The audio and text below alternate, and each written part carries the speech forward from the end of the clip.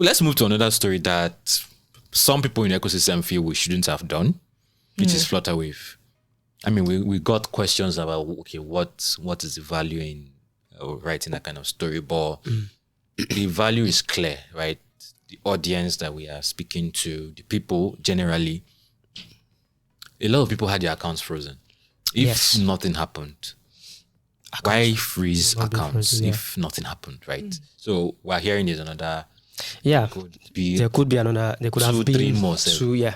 Okay. Exactly. So just to do a quick recap, on March 5, we reported a possible Flutterwave breach, right, of around 2.9 billion naira.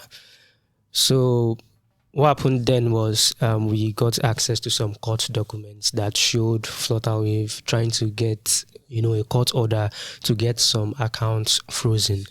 Those accounts were beneficiaries of the 2.9 billion naira, which in the court documents they claim was illegally transferred from Flutterwave accounts, right? So, following up with the story after that, we spoke to some of the people, the owners of those accounts that were frozen, and they confirmed that they told us rather that it was possible that more breaches might have happened at Flutterwave. And then when we dug in deeper, we saw that some people received, someone received 200 million naira sent from Flutterwave. Another person received 250 million naira also sent from Flutterwave. That is not their money.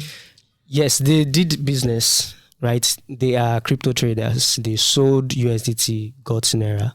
So after that transaction, their accounts were frozen. Accounts of people they sent money to were also frozen, right? So, I mean, when you think about it, if I get money from someone, right, it's not over the limit. It's not over my account limit. It's just, say I get 50,000 naira from Emmanuel, for example, and my account gets frozen.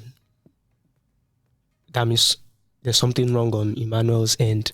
And then from that last breach we reported, banks sent emails to those people saying, Flutterwave asked us to freeze your account because the origin of the money you got is not, let me just put it locally, it's not pure, right? It's sketchy. Exactly. So they sent emails. This time around, I saw screenshots, people sent me screenshots of their banks telling them there's something wrong with the source of your money. But funny enough, the beneficiary of the 200 million naira, his bank, because his accounts got frozen a few days after the transactions. Normally, I spoke to one of our in-house lawyers here, and she said, normally to get a court order to get an account frozen, it's really not that quick. If the lawyer is really fast, works fast, it should take almost a week, right? But his account was frozen like 2 days after. His bank didn't even tell him why it was frozen. But then another source sent me some screenshots of NIBS telling a particular bank, I can't remember the name of the bank now, it's a microfinance bank. NIBS told the bank that, okay, this account owner restricts all like further transactions with this account. Flutterwave said restricts it, right? Flutterwave was boldly written in the screenshot of the email. And yes, so I mean, it's obvious, right, that something is definitely wrong. Well, this money is moving from Flutterwave to other accounts, and Flutterwave is saying this money that is coming from us, there's something wrong with it. Hold that person. Please hold that person. So is investigations going on? Because you can't just freeze. Yes, because for freezing sake. those sources also told me that Flutterwave got reported to the police, right, in Yaba, Panti Yaba to be precise, and I think they are the ones doing the investigation. But then some of these beneficiaries of all these monies I've been calling, they're saying, okay, I did my business. I don't know, because And there's this recurring theme about this thing is that they all sold USDT to a Chinese customer. They all have Chinese customers. The first person in the first from the first breach we talked about sold to a Chinese customer. He received 1.6 billion naira.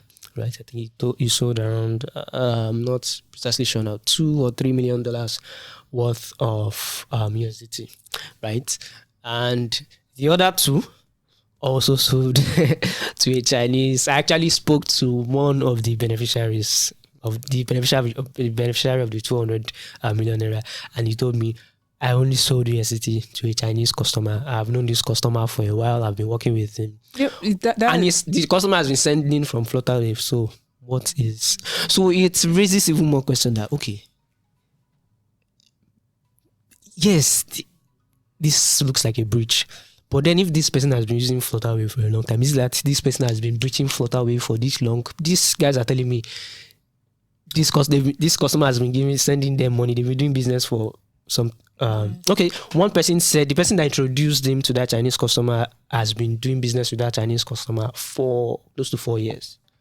Right. Because when peer-to-peer was still the main thing in crypto trading. Is it that it's mostly Chinese people that you interact with? And then it's also important to talk about Flutterwave side of the story. I reached out to them and they said there's no breach. We only noticed some account owners have not enabled some security settings. We are under it. We've sorted everything, and then there was another comment which seemed like Flutterwave knows something is happening, but they don't want to talk. So they told me that there was a report by Tech about that said that one of the beneficiaries said it is possible that Flutterwave could be considering forfeiting the monies lost.